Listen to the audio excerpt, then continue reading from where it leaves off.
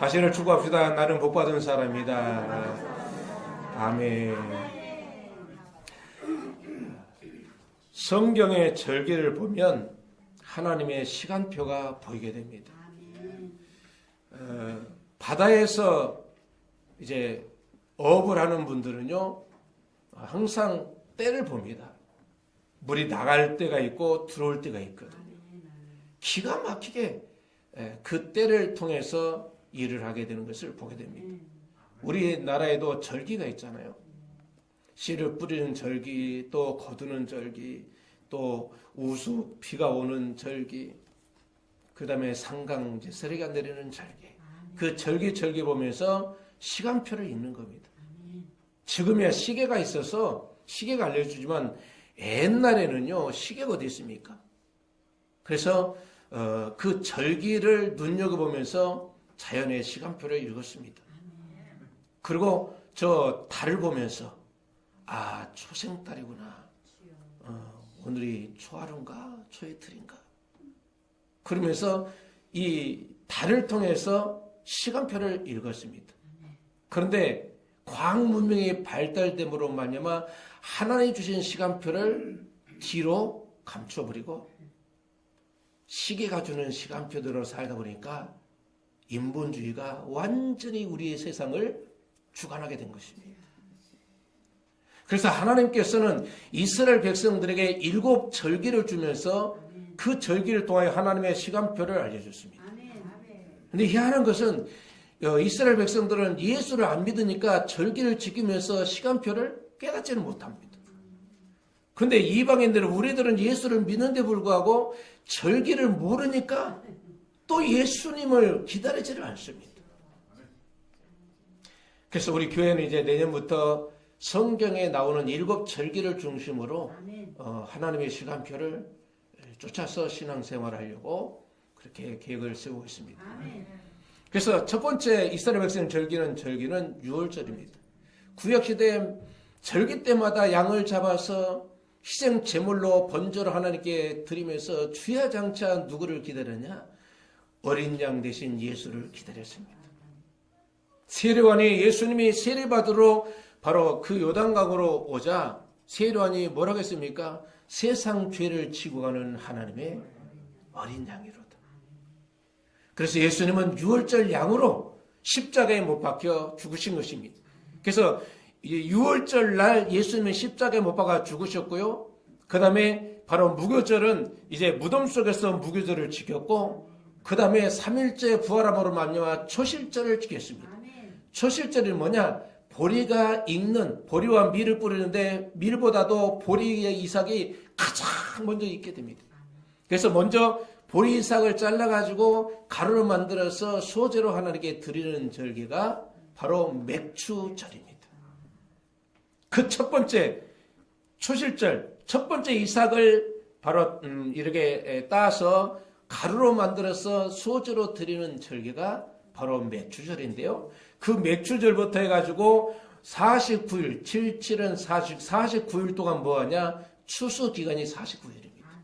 그래서 77절이라고도 하고 맥추 감사절이라고도 하고 오순절이라고도 합니다.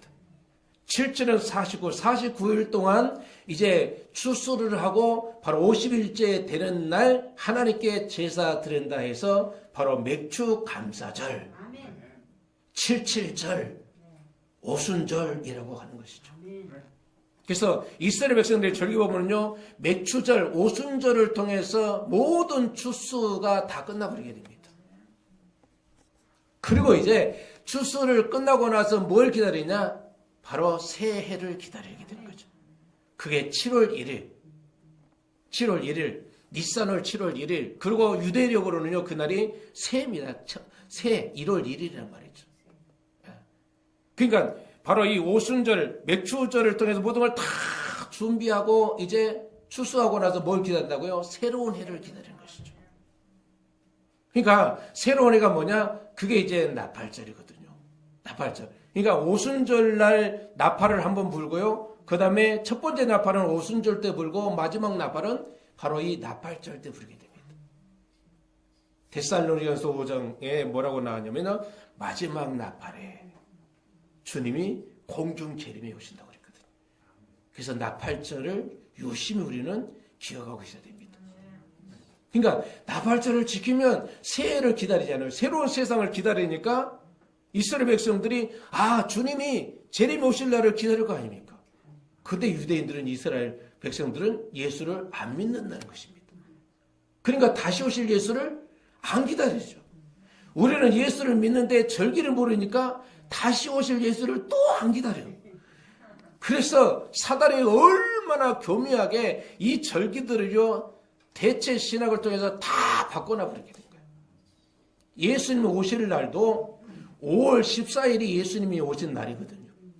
근데 12월 25일 날로 바꿔놨어요. 그리고 이 나팔절을 갖다가 지키지 않고 그냥 우리도 전 세계가 추수감사절로 그냥 바로 날짜를 대체해서 그냥 대충 지낸단 말이죠. 사단이 교묘하게 다시 오실 예수를 기다리지 못하도록, 다시 오실 예수 그들을 만나지 못하도록 모든 절기를 뒤죽박죽 만들어 놓고, 그 다음에 비슷한 날짜로 다른 날을 바로 절기를 지키도록 미혹했다는 것이죠. 근데 이제 주님 오실 날이 임박한 때가 되다 보니까 바로 이 절기, 성경에 말하는 절기를 묵상하기 시작하고, 사단이 귀신같이 알고서 이걸 전부 다 미혹해서 못 보게 만들었구나. 근데 홍 목사에게 보게 하신 것은 복입니다. 또 여러분들이 이 소식을 듣고 있다는 사실이 축복입니다. 그래서 봄 절기일 때 예수님께서 봄 절기를 통하여 예수님 오셨고, 가을 절기를 통해서 예수님이 다시 오십니다. 봄 절기, 유월절, 무교절, 초실절, 이 3일 동안에 3가지 절기가 싹 해결되는 것이죠. 그래서 봄 절기를 통해서 예수님이 오셨고, 그다음에 가을 절기, 나팔절, 속죄절, 그 다음에 장막절을 통해서 다시 예수님께서 다시 오셔서 우리를 영원한 바로 초막절인 천년 왕국에서 잔치를 벌이는 그 절기가 가을 절기입니다. 그러니까 봄 절기를 통해서 예수님이 오셨고, 가을 절기를 통해서 다시 예수님께서 오시는 것입니다. 그래서 이 나팔절, 바로 우리가 지키는 이 추수감사절은 바로 장막절 같은 추수감사절을 우리가 지키고 있습니다. 이 장막절은 뭐냐면, 이스라엘 백성들이 40년 광야 생활하면서 그들은 직업도 없었고 직장도 안 다녔고 사업도 안 했고, 모든 새와 모든 공중하는 새와 모든 바로 초목들이 하나님이 지키고 기른 것처럼 40년 동안도 역시나 하나님의 능력과 권능의 손으로 하나님이 주신 것으로 40년 먹고 살게 된 겁니다. 그게 장막절이거든요. 그래서 이스라엘 백성들은 이 장막절을 기다립니다. 속히 그 나라가 없어서 우리와 상관없이 하나님이 주신 것으로, 하나님이 우리에게 예비한 모든 것으로 먹고 사는 바로 천년왕국, 새하늘과 새 땅, 새 예루살렘을 기다리면서 장막절을 지켰던 것이죠. 그래서 이 추수감사절은 장막절 같은 그런, 장막절을 준비하고 장막절을 기다리는 추수감사가 돼야지, 그냥 오옥백과가 무르익어서 감사합니다 그러면서 인간적으로 끝내버린다면 하나님이 우리에게 주시는 이 장막절에 대한 바로 의미가 퇴색되어서 다시 오실 예수를 기다릴 수가 없다는 것이죠. 그래서 나팔절은 나팔을 불며 공포하는 때입니다. 나팔을 불면서 공포합니다. 새가 열렸다. 그러면서 바로 이 나팔을 부는데요, 나팔을 100번 붑니다. 그래서 3번씩, 33번씩 세트로 해가지고서 불고, 33번을 불고, 그리고 마지막에 뿡 불 때 바로 주님이 그 마지막 나팔에 공중 재림이 오신다고 그랬거든요. 근데 성경에 그 날과 시를 알 수 없다고 했습니다. 왜냐하면 금음달하고 초승달은요, 언제 뜨는지 구분이 안 돼. 가만히 보십시오. 금음달에서 초승달로, 초로 하루, 이틀, 사흘 동안에 한번 보십시오. 이게 초승달 때는요, 이게 달이 달 같지도 않아. 안 보여. 그러니까 언제 금음달이고 언제 바로 초하루인지 모르기 때문에 그 날과 시를 우리가 모르는 건단 말이죠. 그러니까 우리는 시간이기 때문에 시간을 통해서 정확히 알지만, 바로 시계가 없을 때는요, 달들을 통해서 시기를 알고 절기를 하는데, 바로 금음달하고 초승으로 초성으로 바뀌어질 때 달을 보면요 헷갈린단 말이죠. 그래서 그 날 언제가 금음이고 언제가 초하루인지 그 날과 그 시는 알 수 없다는 소리가 그 소리인 것입니다. 그런데 그 징조와 그 어느 정도 시간대에 주님이 오실 거라는 것은 알 수가 있는 것이죠. 그래서 금음에서 초승으로 옮기는 그 달의 모습이 잘 보이지 않고 분별이 안 되기 때문에 그래서 그 날과 시는 알 수 없다는 것이죠. 그래서 예수님께서는 이제 바로 영혼의 주수 때가 되어서 바로 전 세계에 흩어져 있는 영혼들을 이제 바로 끌어모아서 공중으로 우리들을 바로 끌어올리게 될 것입니다. 그걸 이끌어서 휴거, 랩처, 영어로는 랩처라고 그럽니다. 끌어올린단 말이죠. 바로 끌어올릴 들을 거. 그래서 우리를 바로 이 지상에 있는 영혼들을 끌어올려서 공중으로 바로 데리고 갈 것입니다. 그 추수 때 저와 여러분들이 알곡이 되어서 주님을 맞는 주인공 되시기를 예수 이름으로 축복합니다. 결혼을 앞둔 신부가 신랑을 맞을 준비도 하지 않고 맨날 눈만 뜨면은 밭에 앉아있고 논에 앉아있고 바닷가에 가서 앉아있고 없는 시간을 쪼개어 남의 잔치를 쫓아다니고 바빠서 잠잘 시간도 없이 정신없이 지내다가 결혼할 날짜도 기억 못하고 지나친다면 정신 있는 자입니까? 정신 없는 자입니까? 정신 없는 것이지. 결혼 날짜를 잡았으면 그 날을 학수고대하면서 기다리는 게 신부의 모습이죠. 목사님 그런 사람이 어디 있겠습니까? 그런 사람이 너무 많다는 거예요. 영적인 신부를 주님이 데리러 오는데 너무 바빠가지고 못 뜨는 거예요. 그런 어리석은 자가 없기를 예수 이름으로 축복합니다. 신부는 신랑을 맞을 준비를 끝내야 합니다. 신부는 신랑 맞이할 날만을 손꼽아 사모하며 기다려야 되는 것입니다. 신부는 신랑의 발자국 소리를 들을 줄 알아야 되는 것입니다. 지금이 바로 그 끝자락에 와 있는 것입니다. 신랑이 신부인 저와 여러분들을 데리러 올 바로 그 끝자락에 있습니다. 목사님 그걸 어떻게 합니까?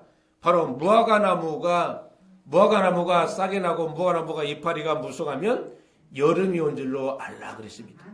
여름이라는 히브리어는 바로 끝이라는 의미를 담고 있습니다.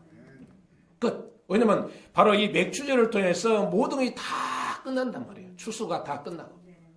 그리고 새해를 기다리거든요.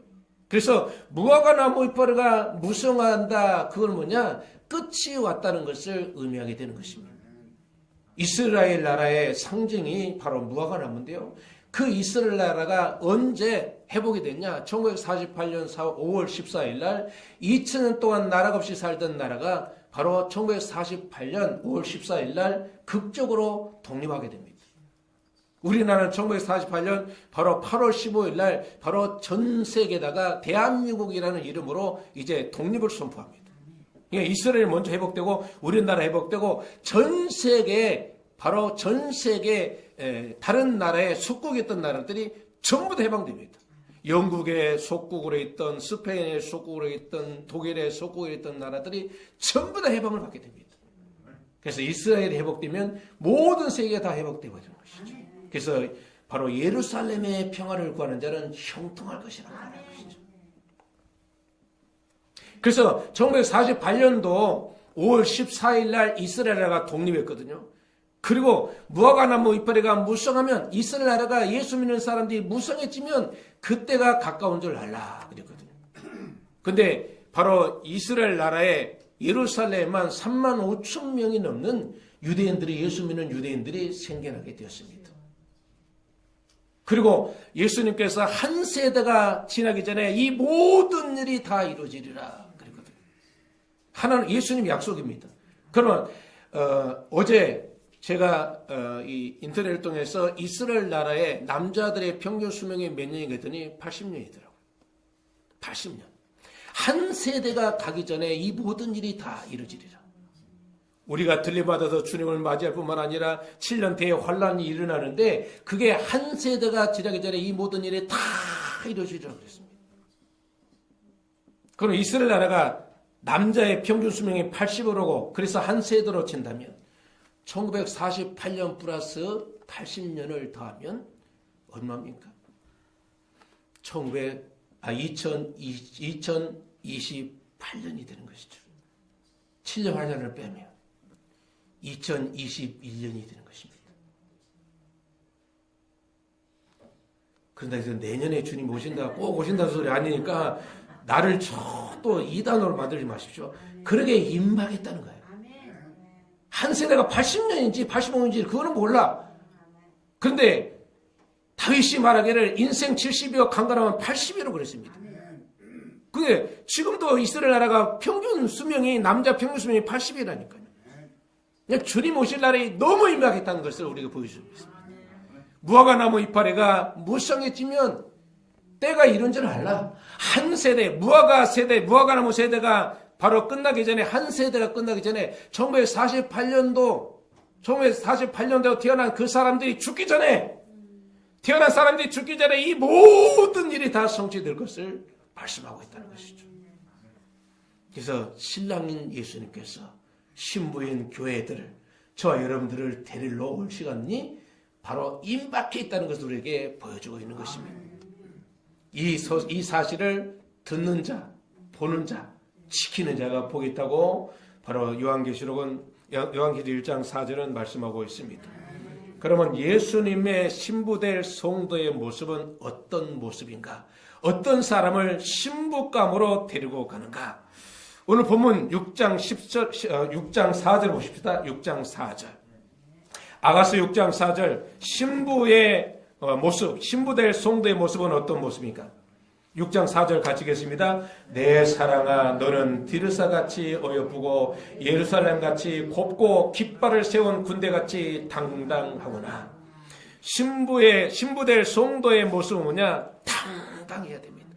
어떻게 당당하냐? 바로 너는 디르사같이 어여쁘고, 디르사는요 북이스라엘 나라의 바로 수도, 그러니까 사마리아가 수도이기 전에 바로 그 전 수도가 디르사입니다. 근데 그 디르사 지역은 그렇게 아름답습니다. 지금은 폐허가 되어 있지만 그렇게 아름다운 지역이었습니다. 그래서 디르사같이 어여쁘고 예루살렘같이 곱고 깃발을 세운 군대같이 당당하구나. 당당한 사람이 누구냐? 신부감이라는 것이죠. 여러분, 당당하게 나는 예수 믿는 사람이다, 나는 그리스도인이라고 당당하게 고백하면서 살고 있습니까? 아니면 그리스도인이라고 하면은 코로나가 묻어갈까 싶어가지고서 두려워가지고 그리스도인이라는 사실을 숨기고 살고 있습니까? 당당하다는 뭐냐? 떳떳하다는 거예요. 근데 숨기는 건 뭐냐? 떳떳하지 못하는 거예요. 왜? 보리 음료도 많이 마시고 쌀 음료도 많이 드시고, 서울에 있는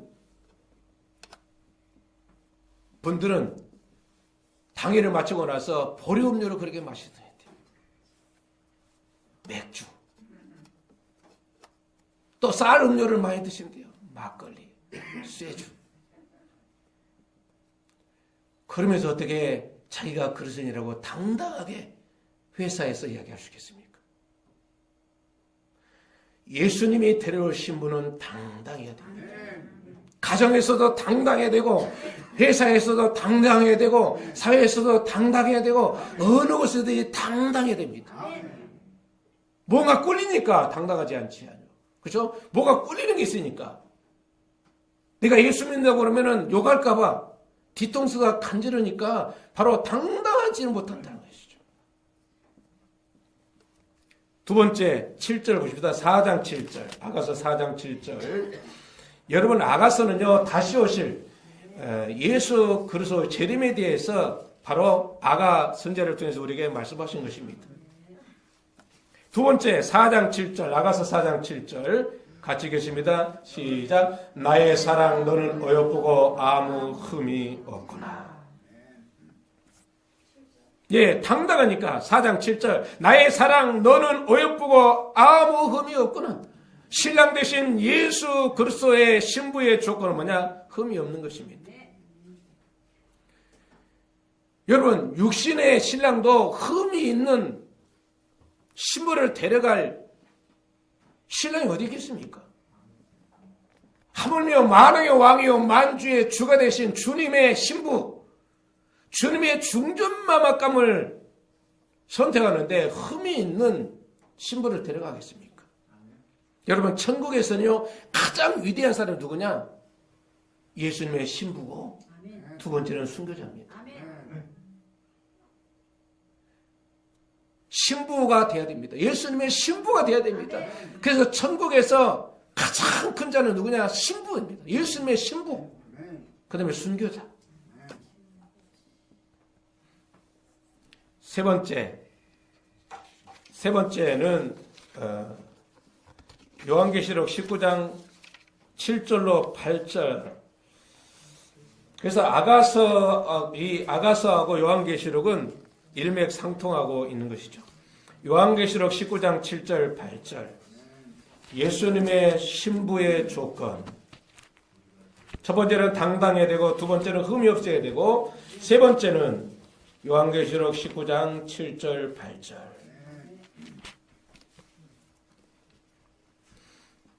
우리 같이 읽겠습니다. 우리가 즐거워하고 크게 기뻐하세며 그에게 영광을 돌리세. 어린 양의 혼인 기약이 이르렀고 그의 아내가 자신을 준비했으므로 그에게 빛나고 깨끗한 세마포 옷을 입도록 허락하셨으니 이 세마포 옷은 성도들의 옳은 행실로다 하더라.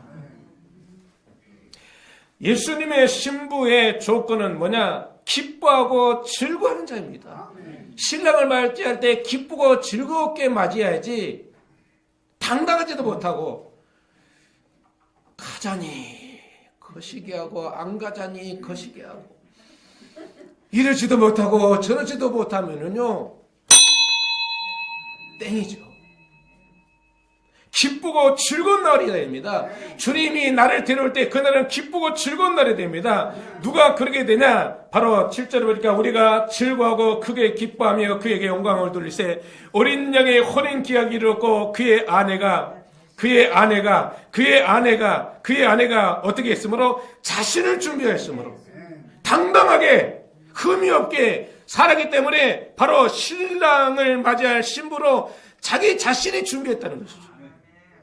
여러분, 결혼 앞두고 있으면은 신부가 자기가 준비합니까? 아니면은 신랑이 준비해 줍니까? 자기가 준비하는 거죠. 여러분, 신부는요, 신랑을 맞이하기 위해서 자기가 준비하는 거예요. 당당한 모습으로, 흠이 없는 모습으로 신부는요, 자기가 준비하는 거예요. 어머니가 대신해 줄 수 없고, 아빠가 대신해 줄 수 없고, 그 누구가 대신해 줄 수 없습니다. 본인이 신부로서 준비해야 되는 것이죠. 당당하게. 그 다음에 흠이 없게.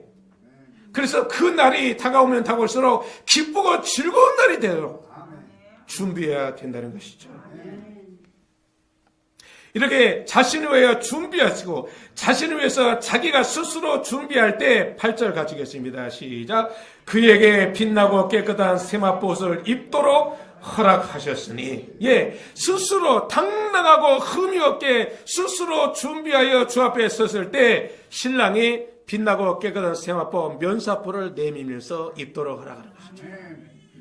네가 바로 나의 신부로구나. 그러고서 세마포를 갖다가 나한테 내밀면서 입도록 하라는 것입니다.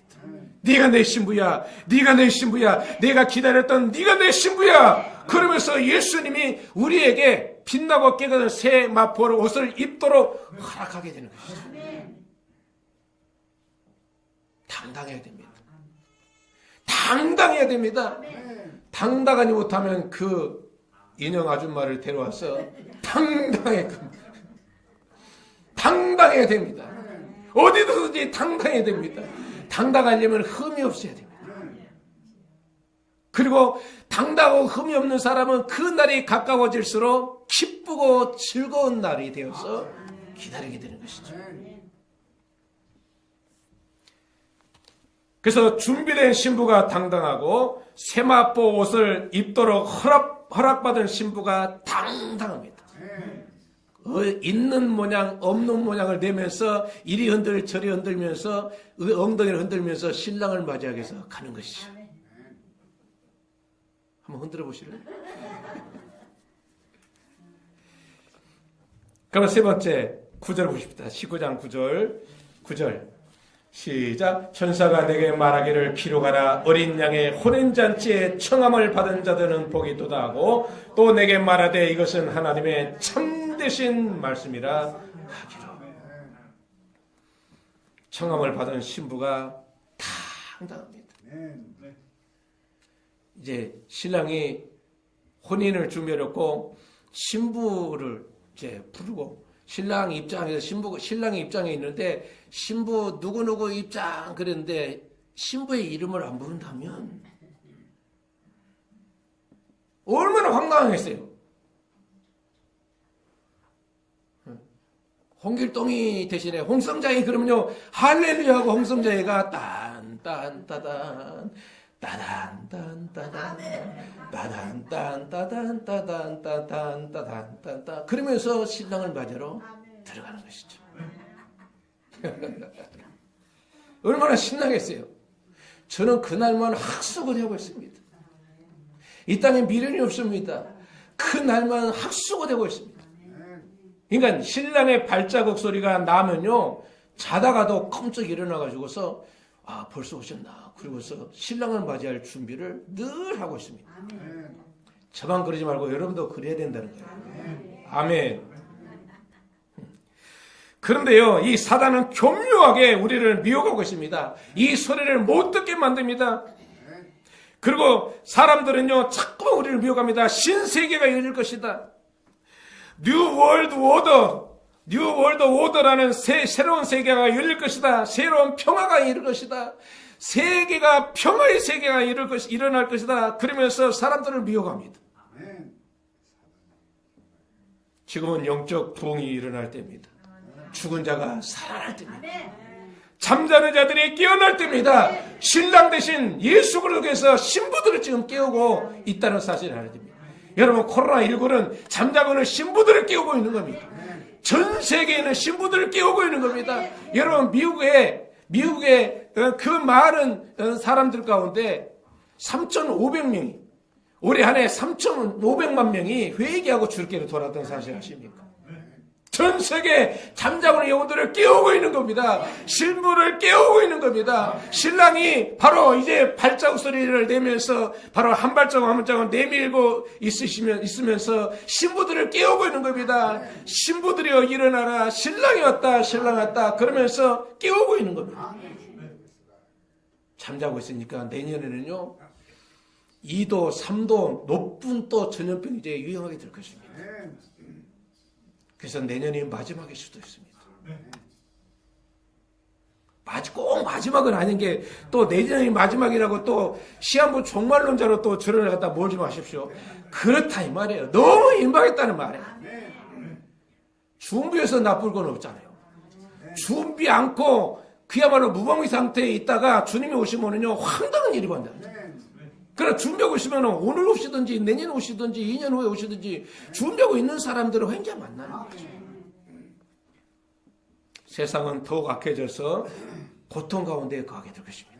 그러나 예수 안에 있는 사람들은 환경을 초월해서 하나님의 기쁨과 평강 가운데서 복된 삶을 살게 될 것입니다. 위기 속에 하나님의 사람들을 통해서 바로 물질이 움직이게 될 것입니다. 경제가 움직이게 될 것입니다. 재정이 막 움직이게 될 것입니다. 바로 그 하나님의 사람이 되어야 되는 것입니다. 세상 사람들은 죽겠다고 아우성이고 힘들겠다고 아우성인데 하나님의 사람들을 찾아서 바로 재정을 움직임으로 말미암아 많은 사람들이 그 사람을 뒤따라서 예수께로 돌아온 역사들이 있게 될 것입니다. 회개 역사가 있게 될 것입니다. 그때 저와 여러분들이 주인공 되시기를 예수 이름으로 축복합니다. 그래서 말세에는 고통한 때가 이르게 됩니다. 환경적으로 고통한 때가 이르게 되는데 그 고통은 내 영혼을 고통스럽게 할 수 없습니다. 왜? 하나님이 내 안에서 성령 싸고 계시면서 나의 주인이 되니까. 그분이 웃으니까 나는 웃고 사는 겁니다. 그분이 행복하니까 나는 행복하게 사는 것입니다. 그분이 즐거워하니까 나도 즐거워하게 되는 것입니다. 여러분, 예수 믿는다는 게 뭡니까? 예수 믿는다는 게 뭡니까? 바로 하나님의 생명을 내가 가졌다는 거 아닙니까? 하나님의 생명으로 하나님 자녀로 태어났으면 어디서 삽니까? 하나님 품 안에서 하나님 나라를 사는 거 아닙니까? 예수 믿는 사람은 믿는 순간에 하나님의 나라를 사는 겁니다. 그때부터 세상 통제를 받지 않고 하나님의 통치를 받으며 하나님의 보호를 받으며 하나님의 돌보심 속에서 살게 되는 것입니다. 그래서 환경이 보이지 않는 것입니다.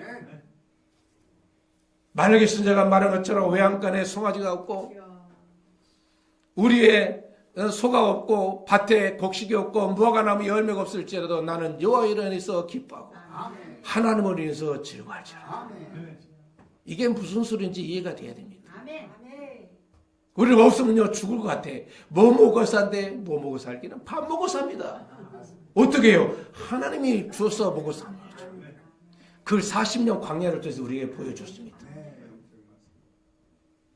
근데 호주머니에 땡전이 없어지면요 우리는 굶어 죽는 것처럼 생각합니다. 공중에 나는 새를 봐라. 심지도 않고 거두어 들이지도 아니하되 하나님이 먹이시지 않느냐. 하물며 너희일까 보냐. 믿음이 없는 자들아. 얼마나 우리가 믿음이 없냐면요 죽더라고 안 믿습니다. 교회는 다니면서 죽으라고 안 믿습니다. 그러니까 교회 안에서는 거룩한 사람인데 교회만 나가면은 완전히 인생이 망가진 인생을 사는 것이죠. 그래서 당당하지 못한 거예요. 왜? 흠이 많으니까. 냉철하게 나를 돌아보고 회개해야 됩니다. 당당하게 살아야 됩니다. 욕먹으면 좀 어떻습니까? 내가 좀 욕먹으면 어떻습니까? 욕먹어도 너하고 나하고 비교를 해봐라. 너는 망나니로 살지만 보리음료 먹고 살지만 나는 그래도 망나니로 살지 않지 않냐? 왜? 예수 믿기 때문에 그런 거야. 욕을 먹으면서 아 내가 이러면 안 되겠구나. 그러면서 하나하나 이제는 정리하면서 살아야 됩니다.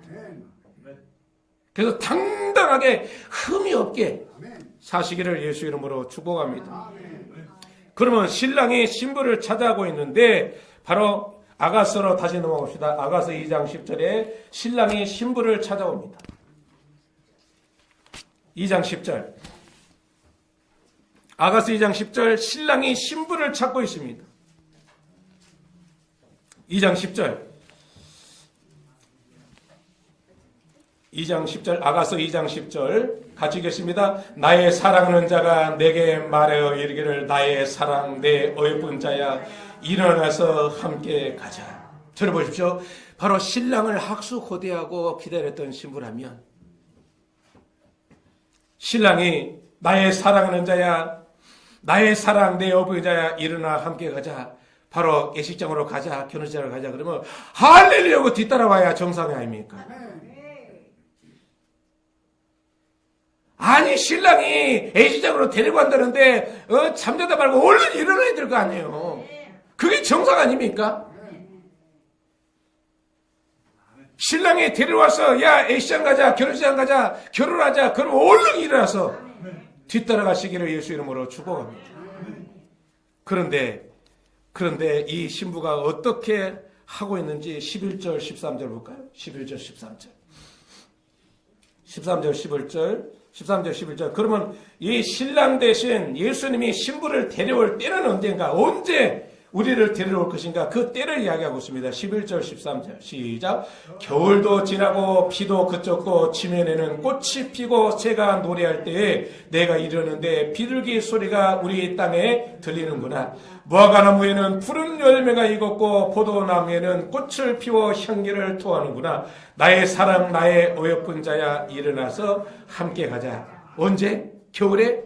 언제? 봄에? 언제? 여름에? 무화과나무에는 푸른 열매가 익었고 포도나무는 꽃을 피워 향기를 토하는 거라. 그때 무화과나무 이파리가 푸할 때 무화과나무 이파리가 무성할 때 그때 신랑이 와서 신부를 데려간단 말이죠.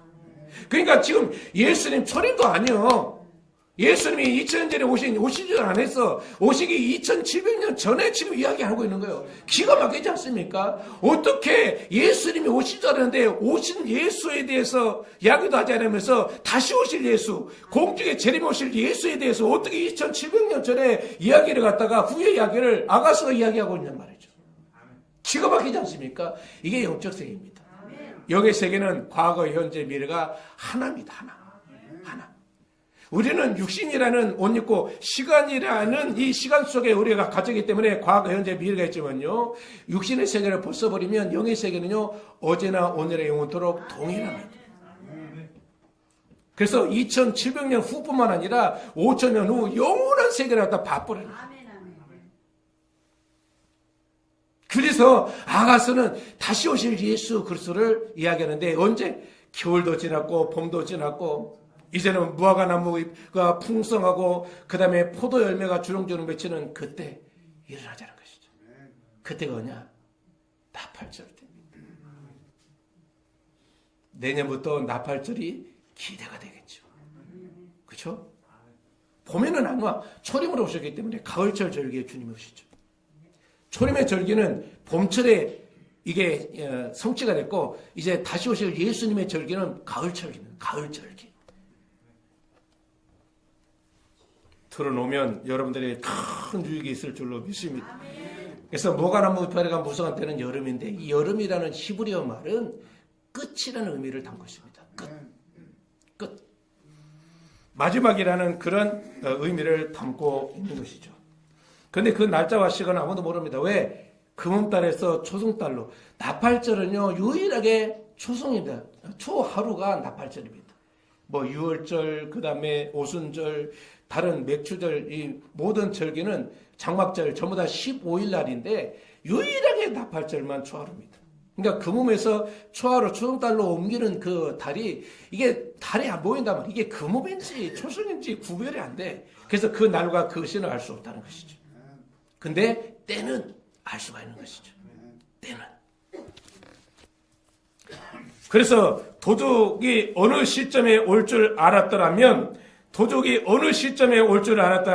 깨어있으면요 도둑맞지 않습니다. 그러나 잠자고 있으면 도둑맞게 되는 것이죠.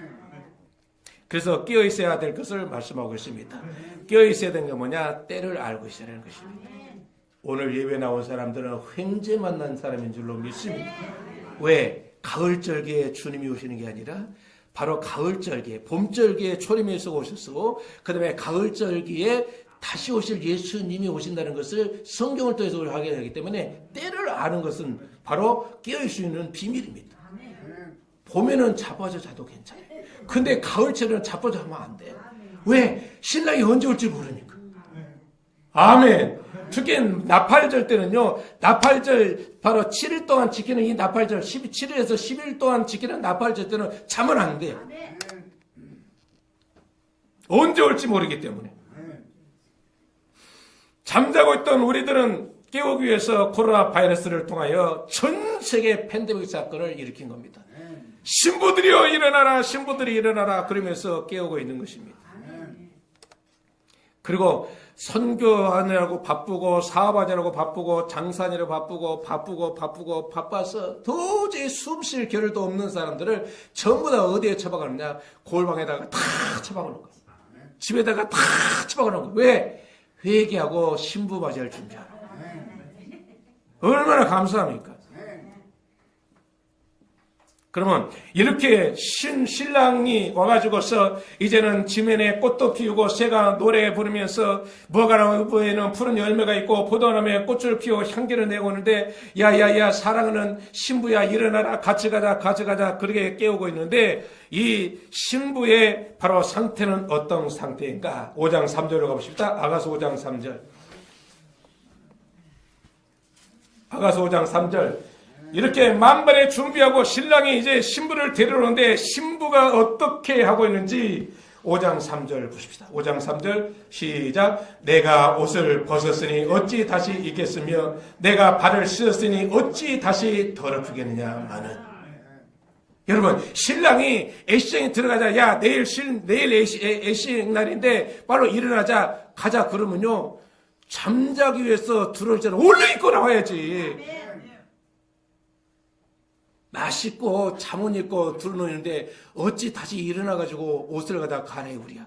나 화장도 지우고 다 깨끗이 씻고 잠자는데 어찌 다시 내 몸을 더럽혀. 아니 이날을 위해서 준비하고 있었는데 이 덜덜한 신부가 신랑이 왔는데 불구하고 안 일어나는 거야.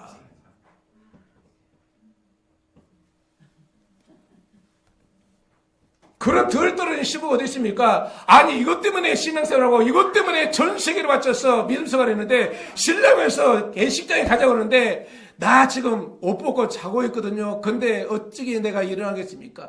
다 하시고 화장도 지우고 뭐 깨끗이 씻고 그렇게 자고 있는데 어찌 옷을 내 몸을 더럽힐 수 있겠습니까? 그러면서 안 일어나는 거예요. 집사님 왜 예배들 안 오셨어요? 아 목사님 아시잖아요. 아침에 한 잔 해가지고. 집사님 믿음생활 잘 하셔야죠. 아 목사님 일이 바빠서 그런데 일 좀 한 가지만 그때부터 내가 할게요.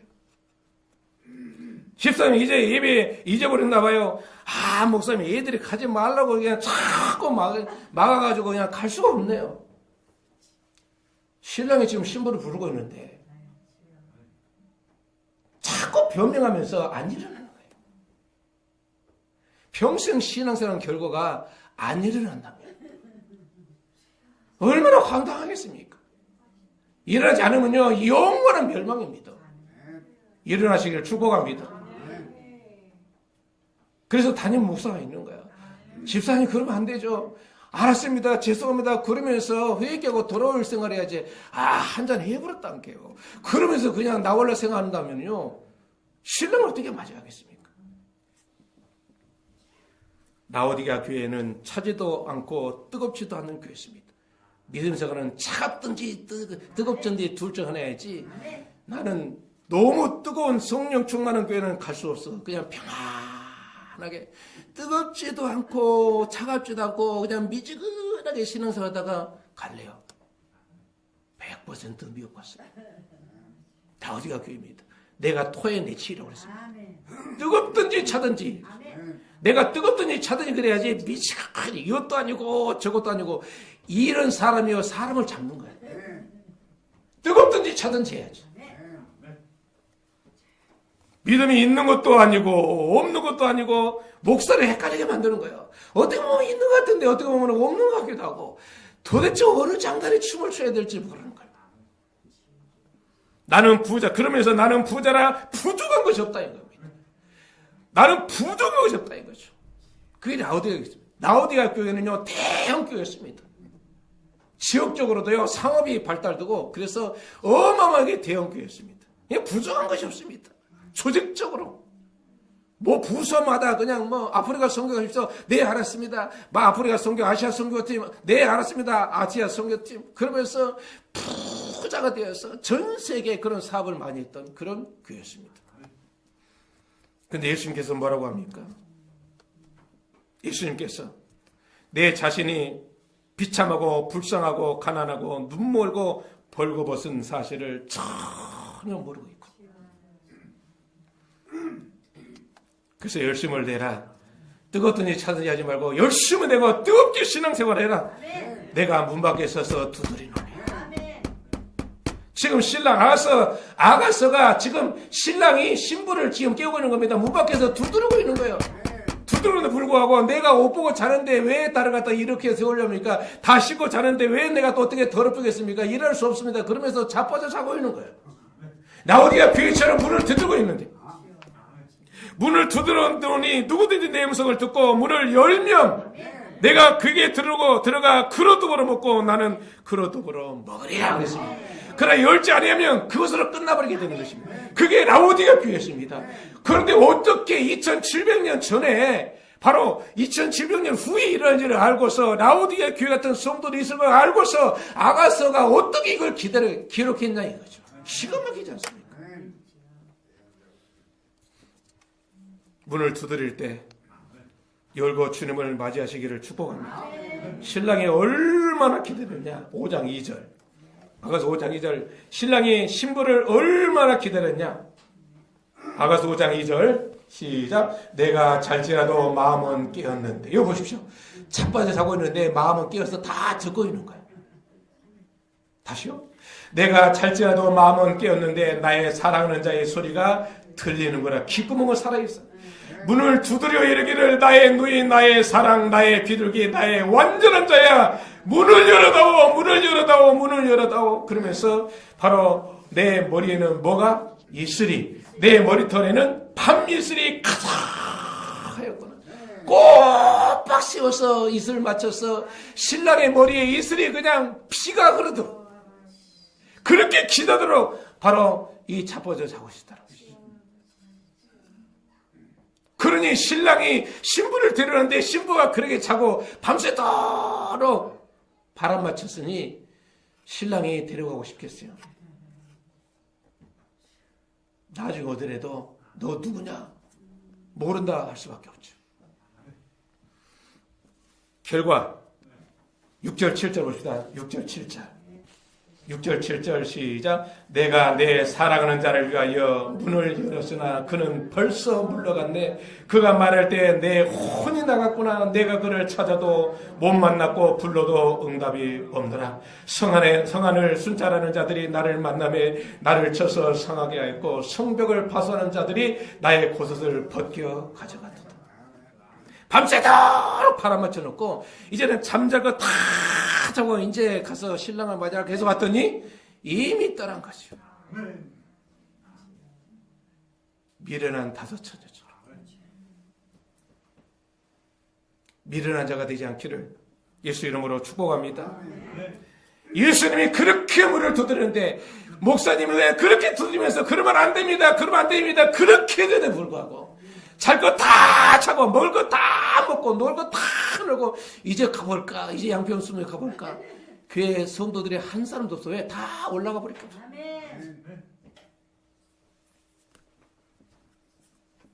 양평수목회는 없어질 것입니다. 저를 비롯해서 여러분들은 전부 다 공적으로 들받아서 주님을 맞이하고 이 세상에는 아무 사람도 없을 것입니다. 이 세상에 남아있다면 그 사람은 추구가 못된 사람입니다. 대7년 환란의 조직에 쓴 것을 기다리면 되는 것이죠. 대7년 환란 동안에 순교하지 않으면 올라올 수 없습니다. 순교하는 게 나겠습니까? 아니면 지금 깨어서 신랑 대신 예수를 준비하는 게 나겠습니까? 담임 목사 하지 않았더라도 하는 게 여러분들에게 복입니다. 담임 목사가 여러분들에게 무엇을 원하고 여러분들에게 무엇을 얻어먹기 위해서 큰 예보라고 그러겠습니까? 이 땅에서 아무리 내가 고통스러워도 지옥의 고통하고는요 비교도 안 됩니다. 지금 다니엘 기도를 통해서 많은 그런 아픈 자들, 몸에 누워있는 자들에 대한 소리를 듣고 있는데요. 그 고통은 지옥의 고통에 비하면 세 발의 피입니다. 그래서 이 영적 비밀을 아는 사람은 그런 고통 속에서도 웃음을 잃지 않고 감사를 잃지 않는 거야. 왜? 영원한 고통을 면하기 위해서 육체적인 고통을 통해서 그 비밀을 깨닫게 하고 있죠. 근데 내 몸 병 치료하지 않았다고 나에게 돈 좀 안 줬다고 주님을 갖다가 부인하고 멀리하는 거는요 진짜 덜 떨어진 사람이죠. 그 믿음이 없는 사람이죠. 영원한 고통, 영원한 괴로움, 영원한 바로 아픔을 우리를 면하기 위해서 잠시 고통을 우리에게 주는 것입니다. 그 질병의 고통 길어봐야 얼마 하겠습니까?